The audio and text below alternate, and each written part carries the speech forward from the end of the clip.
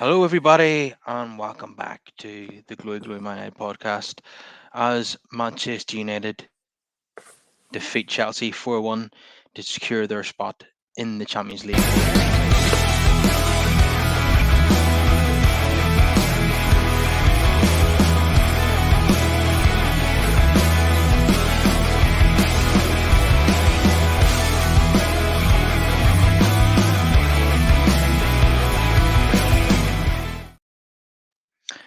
Happy days, everybody. We're into the Champions League next season at Liverpool's expense. As I say, we thrashed Chelsea 4-1. Unbelievable game. So many missed passes, so many missed chances. A real poor quality game, to be honest, between a very, very poor team and a United team that are so toothless in the final third. But anyway, we got over the line. I have to say, though, the victory was a wee bit tainted by the cheating from Bruno Fernandes. I cannot believe that VAR didn't overturn that decision. Uh, Orest from Orest Talks Football joins me here tonight. So, Orest, first of all, what did you make of the Bruno Fernandes penalty decision? Yeah, I mean, it was a crazy one, man. It was a crazy one because since Klopp moaned about United not getting penalties, we, we've been not getting one. So, yeah, I mean, it was a crazy one. I don't know how VR didn't check it, but it is what it is. I mean, at least he got his other penalty and scored that. So, yeah, I mean, it's crazy, man. It's crazy. Like, I thought it would be overturned, but yeah, good win. It's not the way I want to win football games. I don't like cheating like that amongst United players. I love to criticize other teams for doing that. When our rivals do it, I'm quick to jump on it, but I don't want to see our players doing that. I think the fact that Bruno didn't even celebrate scoring the penalty, it showed he knew, really, didn't he? He knew that he didn't really deserve it. Um, so just getting through some of the comments, like, share, subscribe, as Bruce says. Rand says, hello, come on, what a win. Yeah, it's one of the few times this season we've actually scored 4 goals in a game, and it could have been even more. I mean, could have conceded about 4 or 5. Champions League football secured, yeah. Um, yeah, God, Chelsea really are brutal, aren't they? Really are awful. I was saying during the game that if this season went on a bit longer, Lampard could become the first manager to relegate 2 teams in the same season. They really are abysmal, and I don't understand why they appointed him as interim manager. Um, and they're probably the one team that every side in the Premier League wants to play right now, aren't they? Yeah, 100%, man. I mean, defensively, they're shambles, man. Shambles. There's no. I don't see a team in that team, man. I really don't. So yeah, they were poor tonight. But yeah, um, there's no like mentality on the Lampard, man. Obviously, I know they're gonna get Pochettino, but on the Lampard, there's just nothing, absolutely nothing in those players. So yeah, I mean, half of them need to go in the summer, anyways. But yeah, not there's no a team there. There's not a team. Yeah, 600 million spent in the last 2 transfer windows, and they're 12th in the table, just above Wolves and behind Palace. And tonight we've seen exactly why they're in 12th. In fact, they look like a team even worse than that. They look like. That being said, we gave up a whole lot of chances tonight, didn't we? That's probably partly down to the fact we weren't really showing them much respect. We were throwing bodies forward and leaving gaps at the back, and luckily their finishing is woeful, I must say. Mudrick and Conor Gallagher, the finishing from the two of them, which is embarrassing, really, wasn't it? Yeah, 100%, man. I mean, first half, man. Oh my god, the amount of chances Chelsea had. Like, I think Tenang went ruthless in the dressing room at half time because I did not. I don't know how we were 2-0 up in the first half, but yeah, we just left way too many open spaces and Gallagher and Mudrick, man. Oh my god, like I have nothing else to say about these men. They're absolute complete rubbish, man. Those the chances that they had, literally. Yeah, I mean they're not good enough, man. They really aren't. So yeah, it's just embarrassing from these two. Yeah, Chelsea at the minute remind me of like an Ed Woodward Man United team. Just a bunch of expensive flops put together. And it's just an unbelievable transfer strategy from Todd Bowley. thinking that he could come in and sign all the best young players in Europe supposedly, but Graham Potter and Lampard have been unable to get a tune out of them, and good luck to Pochettino getting a tune out of that squad, because some of them are young players are just not up to it. Others are, overpaid prima donnas, and I don't know where Pochettino would even start with that. He's going to have to get rid of a few, like you say, and bring in a couple more. I know Christopher Nkunku is definitely coming in. Felix probably looked like the best player, and he only played about 10 minutes. That was a really good goal. Yeah, Or United were, it's at the back, kind of made it quite easy for them. We were kind of a 4-on-4 situation, and we left him, didn't really put a challenge in on him, and just let him have a free shot. But yeah, he's only on loan there, Felix. But if you were going on tonight, he's probably one of the few players worth keeping. um, yeah, no, 100%. Yeah, Ryan here said the first half defensively was so bad from United for it to open. I think the second half yeah, wasn't really much better in that respect. He said, "Imagine spending 88 million on Mudryk though. He looks like a someone from the Sunday League." Um, and mentions Anthony's injury here in the first half. I looked, but isn't as bad as it looked apparently. Yeah, yeah, it looked fairly innocuous. It wasn't really a heavy tackle that went in on him. He just seemed to go down without much contact. I know we've seen that happen to Martinez, and it turned out to be a serious injury. You have any idea what that injury might be, or? I don't think it'll be serious because I think I've just seen recently that he hasn't been taken to hospital. So I don't think it's serious, but I don't know. He might miss this final that we have, and if he does, I would say it's a big miss. But we do have replacements for him. So yeah, I mean, it could be serious, but I think we just have to wait for further assessment to happen. So yeah, it could be a big miss. It could be a big miss. Yeah, in fairness, he's not been in the greatest of form in the last few games, and I personally wouldn't have picked him in the FA Cup final anyway. Um, yeah, Martial, I know he scored, but what about his touch tonight? It was absolutely abysmal, wasn't it? I've never seen worse in my life. Um, I, I'm just running out of words to describe Martial at the moment. He doesn't do much running, doesn't do much pressing, and his touch is way off. Luckily, Yeah, he did score because Sancho laid it on a plate for him about 2 yards out. But other than that, I thought he was absolutely terrible, wasn't he? 100%, man, 100%. Obviously, other than that goal, first touch. Oh my god, man! I don't know what was that for my shot tonight, but I think overall, if I was just say, just look at the goal that he scored and then move on from there. But his touches today, man, they were horrible, man. They really were. So, but yeah, other than that, obviously got a goal from Sancho, assist from him. So yeah, I mean, other than that goal, then his touches, man, it was horrible, man. And for me, when you look at a pressing team, he doesn't press enough for me. So yeah, for me, his touches were horrible. Yeah, I just want to touch on Jadon Sancho. We thought had a better game tonight. Certainly, he was creative. His touch looked great.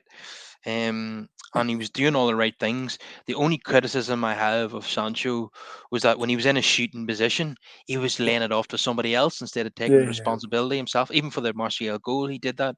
I think he did that for the Rashford goal, rather than taking on a shot when he's 1-on-one with the keeper, he's passing it to somebody else. That's someone he has a real lack of confidence.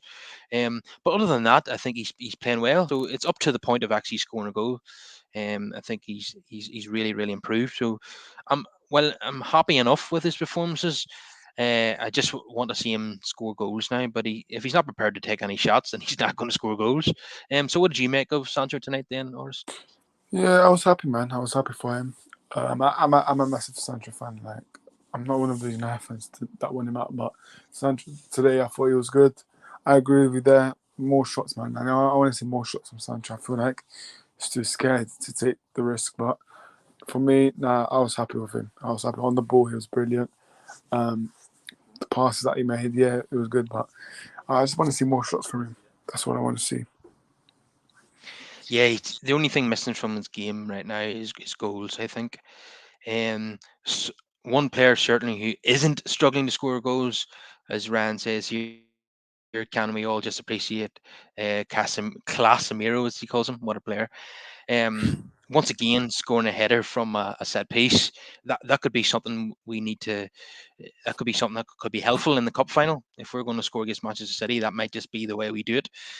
Across from Shaw or Ericsson from a set piece, and Casemiro getting on the end of it. And also that beautiful ball he played to Sancho for the Martial goal, and just dominated the midfield really. Won back possession, so many times and so many gorgeous passes. So Casemiro is back to his best now, isn't he, Orest? 100%, yeah, 100%, man. I mean, the customer today, listen, it just shows you that why he's world class, man. Like we haven't had this midfield in ages, so yeah, I'm happy for him. Top performance today. He's just off scoring headers against Chelsea, so that's his second goal against Chelsea with a header. So That's yeah, right. Yeah. good goal for Casemiro, and yeah, I'm just happy for him. For me, he's gonna be crucial for that final, man, because the midfield battle for me is very important for that final. If we can win that midfield battle, then we have something. So yeah, Casemiro, man, good goal, and yeah, man, I'm just happy for him. Casemiro, I hope he continues like that and doesn't drop off. But yeah, I'm happy for him, man. Top performance today. Yeah, he's going to be massive in the FA Cup final, which is why I would consider leaving him out against Fulham. Yeah, I That's a would. nothing fix. Yeah, It's a nothing fixture now. Any of our most crucial players shouldn't play that game. I would even consider playing a completely different 11. Um, but knowing Ten Hag, he'll want to keep the momentum going. He'll want to finish in third place. So don't be surprised if we only make like two changes for that game. That's just typical Ten Hag. yeah, 100%.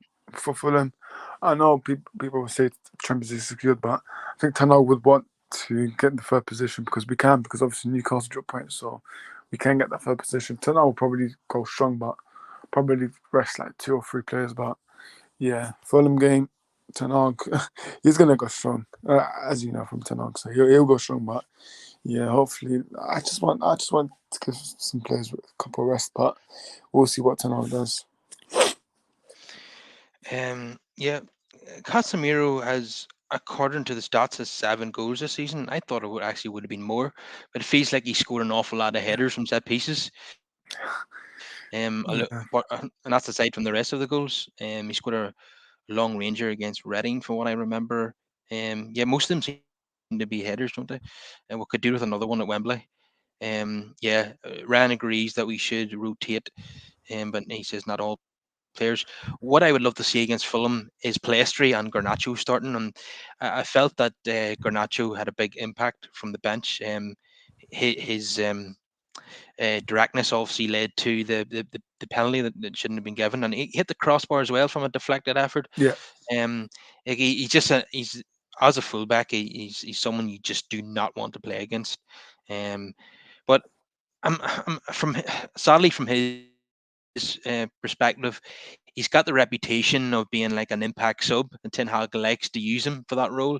So that's why he doesn't start many games, even though most of the fan base would like to see him start. So I expect more of the same. He might start against Fulham, but I expect more of the same probably yeah, in the cup final, that he'll be an impact sub. Is that how you see it? yeah. I agree. I think if he doesn't start against Fulham, then I expect him to start at final because Ten Hag might want to use him, obviously with depending on his injury. So yeah, Garnacho, yeah, I like Garnacho, man. Obviously only 18 and so yeah, yeah. But it's been weird recently. He's been coming on from the bench. Maybe, as I said before, Ten Hag's trying to save his energy for the massive final ahead. So we'll see what happens. But Fulham, I think, I think he'll probably start that against Fulham. But let's see what happens. Yeah, and once again, we used 16 players, and the captain did not play a single minute. He is an absolute goner, isn't he? He is not going to be here in August, Harry Maguire. And as Ryan says here, yes, Garnacho finally has to start in Palestri, another bright talent. Yeah, I would probably go with Garnacho Garnacho, Palestri, and Vikhorst against Fulham, Yeah, and I and agree. Yeah, rest. I They agree. need to get minutes. They need minutes, and we need to rest. Especially need to rest Rashford. He looked like he picked up another back injury, and when he came on tonight, so we have to be very, very cautious with him, as he is so important. If we're going to beat Manchester City somehow, then Rashford's going to need to score about 2 goals in the final, isn't he? Yeah, 100%. Let's save Rashford as best as possible for Fulham. But yeah, I agree with your front three should be Palestri, Garnacho, and Weghorst. Obviously, Weghorst might could be his last game for United. You never know if Tana wants to keep him forever. But yeah, yeah, I would start Weghorst. I would start him. But yeah, that's my front three. I agree with you. Yeah. I mean, Veghorst's touch would probably be better than Martial's tonight. That's how bad Martial was. Um, we could probably see Fred McTominay starting at the weekend as well if he decides to make wholesale changes. Um, would you expect Jack Butland to make his debut for United on Sunday? Not sure. Not sure. He'd, he'd probably No, stick with De Gea, he'll I think. probably say he'll probably still there, man. He'll probably still there, but you never know. You could give Jack Button a run, but I don't think so. Ryan says he'd rather a youngster than Veggie playing on Sunday. I mean, who would that be though? Anyone I can think of is out on loan, like Charlie McNeil, for example. Although he's probably back now. I don't know if he can play this season for United. But yeah, there's not many options there in terms of strikers or youngsters. Um, yeah, I sort of know. He said there's no might about it, Orest. He shouldn't be signing beyond the season. Yeah, there's no way that Vickers can stay beyond Yeah, this yeah, season. yeah. I don't think so. I think he's gonna go this summer. Yeah, 100%. Yeah, he doesn't really bring much quality at all. Really like the guy. It's a pity that he doesn't have more to his game because he's enthusiastic. He gets the club. He's proud to wear the jersey, but he just doesn't have enough quality to be playing for Man United, sadly. Um, yeah. So one concern of mine is the lack of energy from Christian Eriksen. Now we all know he's wonderful on the ball, brilliant technical player, but once again the second half, when Chelsea were counterattacking, he was getting nowhere near the runners. And this has been a common theme. We've seen it happen in the 6-3 against Manchester City. And I don't think it was intentional for him to play so many games and start so many games this season. But because we didn't get De Jong, that's why he's played so many minutes. And I believe that is probably why we're been linked with Mason Mount, a Chelsea player who didn't feature tonight, but has been linked with well, United have been linked with making a £55 million bid for Mason Mount, and I believe that he's told Lampard that he wants to leave and he's not going to sign a new contract. And United, Liverpool, and Arsenal will fight for his signature. So, on that, what is your thoughts on the potential signing of Mason Mount, then, Orest? I mean, I, I thing is, I'm not interested in that because I don't know where we have the money from. That's my first question. Where's the money coming from? If Tana wants him, listen, I'm all for it, but I don't believe it. But listen, there could become possibility because there's been quite a few sources now saying about this. So I'm not a massive Mount fan. Listen, I can't see a midfield of Casemiro, Mount, and Bruno. I'm sorry, there's no ball carrying midfielder. So yeah, I mean, I hope listen, there's better options out there. That's for sure. So yeah, hopefully we don't get him. Yeah, he wouldn't have been on my shopping list if I'm being honest. But he's a good enough player that I would trust Ten Hag's knowledge. He clearly thinks that he fits into his style of play and is a player that will do what he wants him to do. He's a really good presser of the ball. He certainly gets goals and assists. Now I know this season he's only had 3 goals and 2 assists, but I mean Chelsea in general have been hopeless. But if you look back at last season, Mason Mount has had 11 goals and 10 assists. In previous seasons, he's had 6-5, 7-5, 8-4, 9-8. So apart from this season, his stats have been pretty decent in terms of goals and assists, and we know that he's a great presser. He's just not a signing that really excites United fans, but if Ten Hag thinks he's the answer, then I'm happy to go along with Ten Hag on that, and I'm not going to complain, too much about it. Because I have to be honest, and De Jong, I don't want another De Jong saga, that's for sure. And I just don't think the guy really deep down wants to come to Manchester. I know Barcelona have tried to force him out, but him and his wife just want to stay and live in Barcelona, and he's perfectly entitled to do so. So Ten Hag is obviously exploring other options, and Mason might be one of them. We're actually been linked with an England trio now by Sky Sports News: Rice, Mount, and Kane. I mean, where is the money going to come from that? That's just absolutely absurd. That's not going to happen, is it? Unless we don't know something's going on behind the scenes with Qatar agreeing with United, but listen, I can't believe that Sky Sports are reporting this because I don't believe it at all. The money, where it's coming from, Rice, Mount Kane, what you're looking at 300 million at least or 250. So I don't know. Like money, where is that coming from? That's one question. Like, Yeah. yeah, If we sign two of those players, we'll be doing well. I just don't see us signing that trio. Imagine if we did, would nearly have half the England team in our starting 11, except Harry Maguire, of course, who we'll be getting rid of. yeah, Um, but I'm no doubt. I think Ten Hag is probably would well. You couldn't help but be a fan of Declan Rice. I think he's been excellent this season, especially in the last couple of weeks. Um, I'm sure everyone would take him. Mount seems to be like this is not the first time that Ten Hag's been linked with the move for Mason Mount. And Kane, I mean, he's just probably one of the top two best strikers in the league. And I believe Ten Hag's a big fan of him. So if Ten Hag had the money, he would certainly sign all three of them. But I don't really see that happening. Uh, I think we'll make one or two expensive signings, and then the rest will be free transfers or bargain deals. No matter who's in charge, we can't go spending wildly because they're we're in danger of not meeting the financial fair play rules, and because we've been so crap at selling players in the last 10 years, it's catching up with us now. But I do think there's an opportunity this summer to make money from selling players. I mean, Forest have already tabled a 30 million bid for Dean Henderson. We could probably get the similar money for McTominay. Maguire maybe 20 million. Maybe Martial. We'll be looking to move him on. So yeah, and Wan-Bissaka might leave for 20 million or so. So there's definitely players we can make money on and build up a transfer kitty, for sure.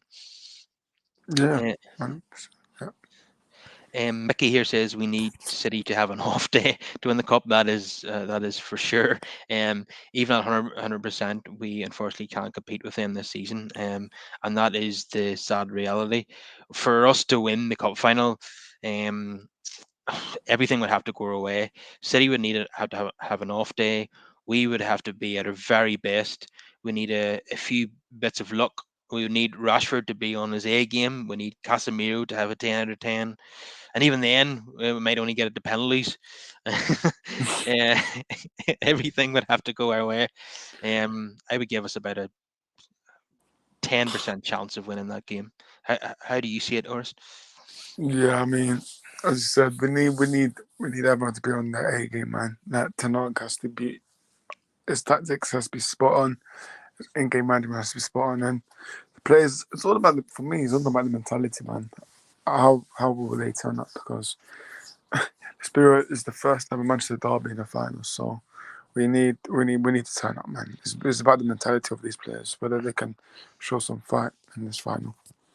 Yeah, not only would it be great to win two trophies in Ten Hag's first season, which by the way he's got 41 victories in his first season as United manager, which is the most ever by a United manager in his first season. So if he could cap that off with two trophies, that would be amazing. But perhaps even more important than that would be preventing Manchester City from becoming the second English team to win the treble. And of course, we want to protect our record there. That is absolutely vital for us not to allow our rivals to equal the record that we hold. and the only team in England to currently hold that. So they only have to overcome us and Inter Milan to beat that record. They're overwhelming favourites, but hopefully we can really put in a performance and get over the line that day. Although I have to admit that I'm not really confident that that's going to happen. But please, please, please. Let everything go our way that day. Ran here mentions the link to Neymar. Yeah, we'll just quickly address that. I don't think he's the right character for United. I think he's at the back end of his career. He's missing half of the recent seasons through injury. He just stinks of an Ed Woodward type signing, to sell Yeah, shirts. He just reminds me of, Schweinsteiger, Falcao, Di Maria, Pogba, just a shirt seller who isn't going to produce much on the pitch. And I think it would be the wrong signing for us to make at this time.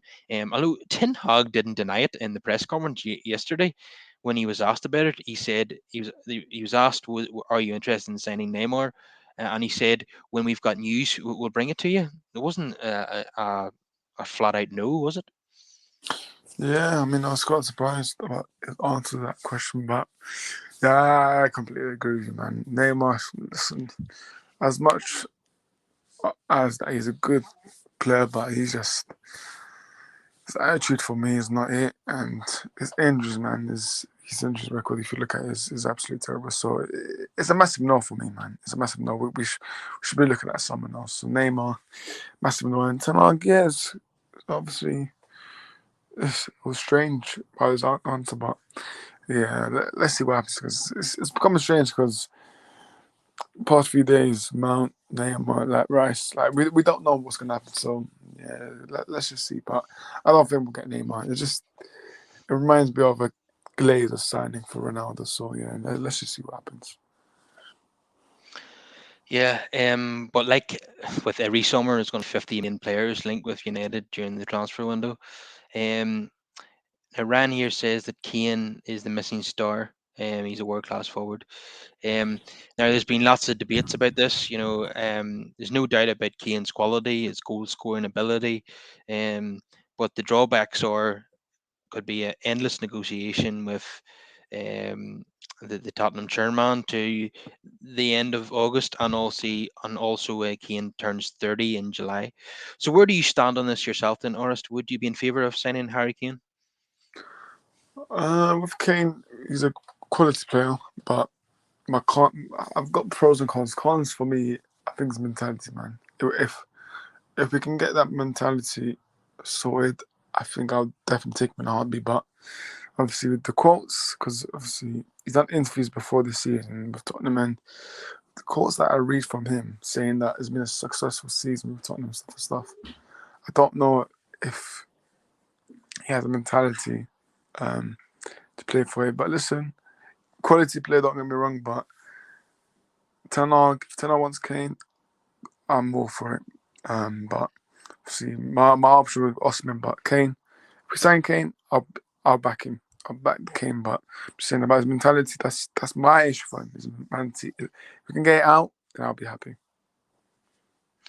See, the issue with Oshiman is that he's going to cost 150 million euros, and I don't think United are going to spend that in one player. So I think that effectively rules that transfer out. Chelsea will be the club that'll pay that type of money though to get him. Um, I don't see us going above 100 million for a player. Especially as we're going to have a budget no matter what this summer, I think, and we have to comply with the financial rules. Was look at the 115 charges that Manchester City are facing. I don't want that to come to our doorstep, so I want to comply with the rules, and I think that's what the club intend to do. Um, Ten Hag seems confident that he will have money to spend, even with the ownership situation being up on the air. He thinks that the money will be spent anyway, even while the Glazers are still here. I'm very, very surprised at that because I don't think the Glazers will want to sign off any more checks. But I suppose if the debt is going to be cleared by the new owner, then they won't mind piling more debt on. So I suppose it's not really that surprising when you look at it that way. And Ran here, yes, agrees that Osimhen is well overpriced. I take it, Oris, do you think that 150 million would be too much for Osimhen as well? It's It's too much. Too much. insane, isn't it? Yeah, way too much for me. Way too much for me. Yeah, 100%. I think quality player, but his price it needs to be way lower for me. But yeah, his price is way expensive for me. Yeah, we need. I wonder if we were unable to get Daniel Levy to sell Kane and Oshman were priced out of that. We'll obviously have to look at other options. Um, what do you think of kind of a left field option like Ferguson from Brighton? Do you think he's too young and inexperienced at the moment? Should we give him another season at Brighton before moving for him, or do you think we should move for him now? Yeah, I mean it's interesting because I think Ferguson. I think he signed a new contract, but I think I'll give him another season. But I always said with United, if we want to get strikers, I think we need at least two, and Ferguson could be one as a backup. For me, Hoyland, he's a good striker as well. So there's obviously good options out there, but I think with Ferguson, obviously with the new contract he signed, I'll give him another season or so, and then go for him for me. Yeah, the Hoyland, the Atalanta player, that would be an interesting one. He would be the player I would bring in as well as a top striker like Kane. If we got Kane and Hoyland, the young star from Atalanta, that would be a good combination. You bring in an experienced striker and you bring in a striker for the future to be his understudy. That would be the perfect scenario, I think. But again, it'll come down to the budget, won't it? Yeah, 100%. It all depends on the budget and the takeover, who takes over and how they spend it and how many players we sell. So we just have to be careful of the FFP, man. Really do. Yeah, definitely. It would be a travesty if a club with our turnover was then hit with the FAP sanctions. It, it shouldn't happen. So just going to do a quick rundown of the player ratings then. David De Gea nearly with another clean sheet to add to his Golden Glove, but not quite with the late Felix goal. Um, Made a couple of decent saves. Yeah, De Gea 6. Wan-Bissaka too narrow tonight again. Um, I felt United weren't taking Chelsea too seriously, and that was probably part of our problem. I think our attitude was wrong tonight, especially in the first half. So Wan-Bissaka probably a 5. Varane a 7, and Victor a 7 as well. I think Lindelof probably would have got an 8 had we not have conceded that goal. I thought he was very impressive tonight. Even at one stage he won the ball back high up the pitch, which created a chance for us. So we need Lindelof at his very best as well in the FA Cup Yeah, final. That's going to be so important. Um, Luke Shaw probably a 6 for his first half, and likewise for Malacia in the second half. Casemiro probably gets a 9.5 from me. Just absolutely excellent. Did not do anything wrong in the whole game, and obviously got a pre-assist and a goal. Another header from set piece. Christian Eriksen was decent in parts, but like I say, really lacking the energy that Ten Hag desires from it from a midfielder. So 6 for Eriksen. Bruno hugely disappointed with that theatrics from him that led to the penalty. So probably 6 for Bruno. Jen Sancho, I'll give him a 7. yeah, Yeah, he did agreed. everything apart from score. Just needs to have the confidence to shoot when he's 1-on-1 with the keeper. Anthony went off injured very early, so maybe just 6 for him. And Martial, yeah, I know he scored that tap in, but he was horrendous tonight, if I'm honest. So I'd probably give him a 4. Um, and the substitutes, yeah, I've touched on Malacia. Fred probably a 6. I thought Fred looked decent when he came on. He might start the cup final now. I know he started in the league game at home to City, and he did really, really well in that game. So if we're going to pack the midfield, I can see Fred starting the match. 6 for Fred, then Garnacho another 6. Uh, Actually, a bump Garnacho up to a 7. Yeah, as a substitute, he's absolutely brilliant. He's such an impactful player from the bench, and in fact, he assisted Rashford's winner against City in the league game. So, more of the same, please, in next Saturday. Um, and Rashford, of course, was a substitute. He came on for Anthony, and yeah, he was, despite the seemingly picking up another back injury, he scored a goal and he's the most direct. Him and Garnacho are so direct. That's why he would start both of them in the cup final. Um, so yeah, Rashford is 7. I would probably start with in the cup final. I think the back four really picked itself at the moment, as long as they stay fit. Um, in midfield, I would play Casemiro, Ericsson, Bruno, and Fred, and then Garnacho and Rashford up front. As a, what would be your 11 in the cup final, in Oris? Yeah, obviously the head and goal. Back four, I think it would be the same. Um, Midfield wise, that's gonna be interesting, man. For me, I'll go with Casemiro and Fred. For me, if we wanna have control in the midfield, and obviously out home, I remember we beat them with Fred and Casemiro. So Fred and Casemiro for me. Bruno in the 10. Front three would be Rashford, Martial, and Garnacho. You would start Garnacho or start Martial in the cup final, even though Yeah, I would. he's not going to do any work off the ball. He's going to make it easy for City to play it out. It's a big risk. It's up to Ten Hag really, but I think that's what Ten Hag would go with. But would you start him if you had the choice? Martial, that is. I would, yeah, I would. So I don't know who else would play there. I mean, Rashford, you could say so, but again, are we going to risk putting Bruno on the wing? I'm not sure, man, because we did that last time against Liverpool, and yeah, no explanation. So I suppose what he could do if he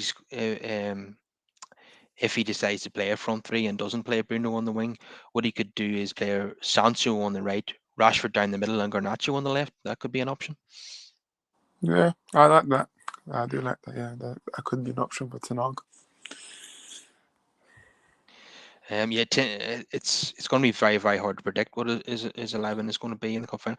I suppose the one caveat with playing Fred in the starting 11 again, like he did in the league game, is that Guardiola will anticipate that. He'll be waiting on that tactical tweak. So he might have to do something different to catch Guardiola off guard. He won't want to be too predictable about his 11 and his tactics. Mm. Um, Ryan here says, I don't think Martial should be starting up front, but I do get there isn't many options. Rashford through the middle, actually, yeah. Yeah, so Mm. probably the only two real options he's got is to stick with Martial or play Rashford down the middle, because like we've already mentioned, Weghorst isn't really much of an option, really, is he? Certainly not against the quality of Manchester City. I mean, he didn't even think he was good enough to bring him on tonight. So what does that say? Um, yeah, I like the guy, but I wouldn't be starting him in the cup final. The only time I expect to see Veggie in the cup final is if we make it to extra time and we're a bit tired. Maybe he'll come on and chase down a few City defenders and do his best. But I don't anticipate he's going to start.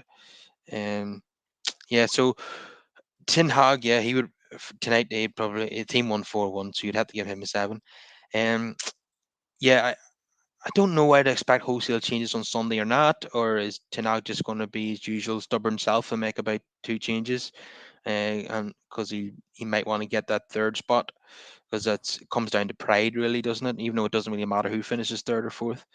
I know there's extra prize money for finishing third as well, isn't there? Yeah, there is. I think so. I believe there is extra prize money. So yeah, Ten Hag, as you said, 2 to 3 changes max. That's all I can see for Sunday. Yeah, probably, and it's really it could anything could happen with the cup final lineup. I know the back four and the keeper picks itself, but it's hard to know what he's going. It's going to be. He's going to probably going to come up with a tactical plan that none of us are going to see coming. And it could be a surprise in the lineup that like Fred the way he started the league game. and Bruno played on the right of the front three. Like I said, he could do that again, but it might be too predictable. Who knows what? McTominay could come into the team, something surprising like that, or maybe even Garnacho could start, which he really does. It's, but I hope whatever he does, I hope he gets it right on the day, and it, Yeah, it works out for us. Um, I don't want us to. I certainly don't want us to get absolutely pummeled on the day, lose 4 or 5 or 6. But whatever it takes, I want to get over the line. I don't care if it takes a penalty or an own goal, or we win in extra time, or we win on penalties. As long as we win the match, take home the cup. That's what's important. Even if we play well and we lose 3-2, that's still going to be massively disappointing given what's at stake here. City winning the treble. So by hook or by crook, we have to get over the line in this final, don't we? 100%. Yeah, we have to win this. Like as you said, even if we play well and we lose, it's still bad. So we have to be 100% on it, man. And if we do concede first, I just pray that our heads do not drop because that's what usually happens with us. So do not drop your heads. And yeah, I mean, let's go all out for it, man. First Manchester Derby final, so let's hopefully we can do it, man. We can do it. And obviously, as you said, whatever we whatever we win by, like a home goal or scrappy goal, who cares? We just need to get the job done. Yeah, it's absolutely vital that we get the job done in this final. And it would be, apart from what's at stake for City, it would be an unbelievable first season to win both domestic cups and finish third in the Premier League. I mean, we really couldn't have asked for more than that. I mean, if you go back to the 4-0 against Brentford, we would not have believed that this would be the situation we'd be in May, would we? Yeah, 100%. Like I would never predict for Ten Hag to get to two finals, um, and then let's say get top three. So I didn't predict this. So let Ten Hag do his thing. But yeah, but nah, I always thought there was going to be a reaction from these boys after that 4-0 Brentford defeat. So yeah, but I never would have thought that we would have been into two finals and make top three. So yeah, he's done a good job so far. Yeah. So what is? I suppose there's no point in asking for a prediction of the Fulham game. That's a meaningless fixture now. So, what is your prediction for the cup final? Are you going to be bold and predict win for United, or are you going to just going to be realistic and say that we're going to lose? No, I'm gonna back us, man. 2-1. 2-1, I'm gonna back us. Have to. Um, it's gonna be great, man. I'm looking forward to. But yeah, I'm backing us. I'm backing us 2-1. If you win 2-1, it's probably going to be probably individual brilliance from Rashford and a goal from a set piece from Casemiro. That'd probably be how we would Yeah, win the game. But can we keep City to just one goal? And we're going to have to defend a whole lot better than what we did tonight. That's for sure. Um, yeah, I think whatever it takes. I can imagine in the Champions League final, Inter Milan are just going to have 10 men camped inside their own penalty box. If that's what we have to do, let's do it. Whatever it takes to go to the line. It's all about winning. It's not about entertaining in this game. It's about taking home the trophy. So no matter how ugly we have to make the game, I'm all for it. Just get bodies behind the ball and cut off the spaces and don't let them get near the goal. Make them shoot from distance. Um, I don't care how ugly this game is, as long as we win. Um, yeah, I'd happily have Mourinho back for this final, just for one game only. Anything to get over the line. uh, yeah, and even if we do win this, it's still going to be hard to watch City lift the Champions League. Hopefully, Inter can beat them as well, because I do not want them to win the trophy either. Because of course they've never won it in their entire history, so we don't want them winning that either. But if I had to pick a loss for City in one of these games, if they can only lose one, it would have to be the FA Cup final because it's United. Um, so I'll accept them winning the Champions League as long as United win the cup final. if City win both, it's a total disaster. Um, Ryan is predicting a 2-1 win for United as well. Very brave. Um, I think we're all just we're just uh, positive supporters of our football team, and it's just one of those occasions where we know deep down that it's very unlikely that we're going to win, but we have to be positive and believe that things will go our way on the day. Um, so we'll wrap it up there. What a pity that Liverpool are going to be playing on Thursday nights on Channel 5. But if everyone could please subscribe to the podcast, drop us a like on the video, and get more of your comments in down below. And it's been an absolute pleasure to have you back on the show again, Orst. Yeah, no worries, man. Thank you for having me on. Always a pleasure for speaking to you and speaking about United. And yeah, man, I appreciate the invite. Did you get a ticket for the cup final? And I'm trying, but the price is mental.